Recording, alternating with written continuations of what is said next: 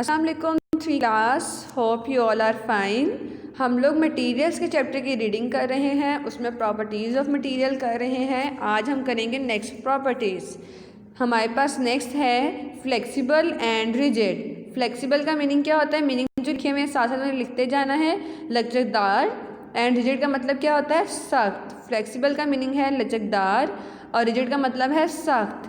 ठीक है। लचकदार का मतलब कि वो मटेरियल जो इजीली हम उनको बेंड कर सकते हैं। ठीक है, उनको इजीली इनकी शेप को डिफरेंट फॉर्म में बेंड कर सकते हैं, मोड़ सकते हैं। ठीक है। मटेरियल्स, फ्लेक्सिबल मटेरियल्स, लचकदार मटेरियल्स या मवाद लाइक क्लॉथ एंड पेपर, जैसे हमारे कपड़े होते हैं या पेपर, उनको हम लोग इजीली फोल्ड कर सकते हैं ना, या बेंड कर सकते हैं, इसलिए वो फ्लेक्सिबल होते हैं। Are easy to bend. Easy to bend का मतलब क्या होता है कि हम उनको आसानी से मोड़ सकते हैं। ठीक है। रिजिड मटेरियल्स, जो सख्त मटेरियल, जो सख्त मवाद जो होता है, like glass and concrete. Glass और कंक्रीट का मतलब क्या होता है? ठोस। ठीक है। ग्लास या किसी ठोस जो चीज़, जैसे वुडन टेबल है या चेयर है या हमारा डोर है, ये सब क्या है? Can not be bend easily. ठीक है, कि हम इनको ईजीली बेंड नहीं कर सकते, आसानी से उनको मोड़ नहीं सकते। ठीक है, तो इसलिए ये क्या है? रिजिड। तो अब आगे हम पढ़ते हैं समटाइम्स द सेम मटेरियल, यानी बाज़ औक़ात ऐसा होता है कि हमारा मटेरियल सेम होता है बट उसकी प्रॉपर्टीज़ दोनों होती हैं। वो फ्लेक्सिबल भी हो सकता है, रिजिड भी हो सकता है। ठीक है। अब आगे देखो उन्होंने कौन सी हमें एग्जांपल दी हुई है।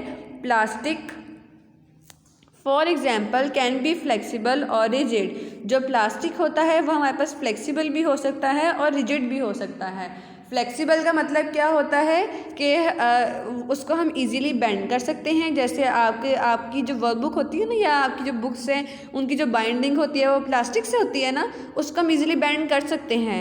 बट हमारे पास रिजिड प्लास्टिक में कौन सा आ जाता है? प्लास्टिक की बॉटल्स आ जाती हैं, या प्लास्टिक के जो बर्तन होते हैं, कुछ भी इस तरह, उनको हम इजीली बेंड नहीं कर सकते। इसीलिए ये हमें मटेरियल पे डिपेंड करता है कि वो रिजिड है या फ्लेक्सिबल है। ठीक है। अब ये देखें यहाँ पर एग्जाम्पल क्या है, ये क्लॉथ या ये ग्लास। ठीक है, तो ये क्लॉथ किसकी एग्जाम्पल है? फ्लेक्सिबल मटेरियल की, और ग्लास किसकी एग्जाम्पल है? रिजिड मटेरियल की। उसके बाद ये देखें हमारे पास कितनी चीज़ें फ्लेक्सिबल होती हैं। फैब्रिक हो सकता है हमारे पास, लीफ, रबर या लेदर या पेपर। ठीक है, ये सारा हमारे पास क्या है? Flexible materials. ठीक है।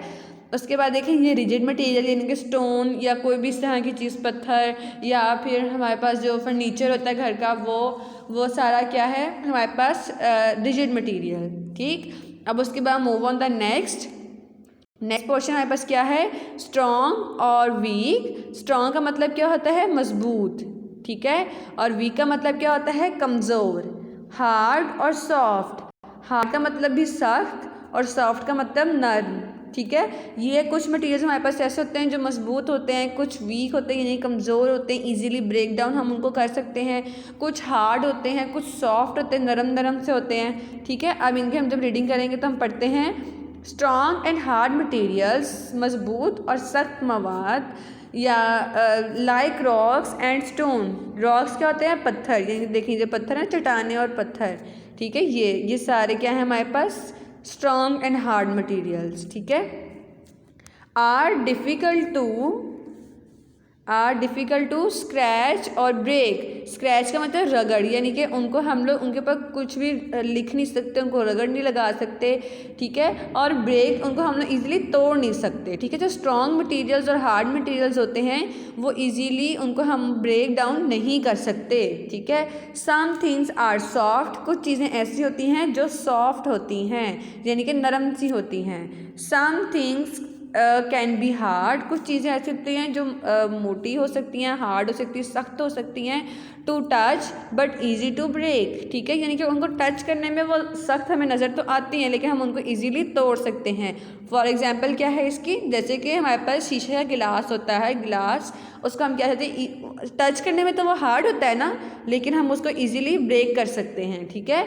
फॉर एग्जाम्पल, मिसाल के तौर पे, अ गिलास जार इज़ वीक। गिलास जार, देखिए जो गिलास होता है शीशा, वो टच करने में तो हार्ड होता है ना, सख्त होता है, लेकिन वो क्या होता है? साथ में वीक भी होता है, कमज़ोर होता है, कि वो एक दफ़ा गिरे तो वो टूट सकता है। ठीक है।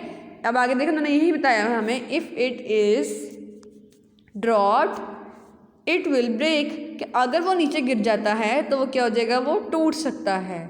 तो ये हमारे पास किससे एग्जाम्पल होगी कि कुछ मटेरियल ऐसे होते हैं जो दिखने में हार्ड होते हैं, टच करने में हार्ड होते हैं, बट इजीली ब्रेकेबल होते हैं, हम उनको आसानी से तोड़ सकते हैं। ठीक है, ये सब मटेरियल्स की प्रॉपर्टीज़ हैं। जैसे देखें अब ये कॉइन्स हैं, ये हमारे पास स्ट्रॉन्ग तो हैं, हार्ड भी हैं, बट हम इनको ईजीली ब्रेकअप नहीं कर सकते। ठीक है, इसी तरह से हम लोग नेक्स्ट एग्जाम्पल पे चले जाते हैं।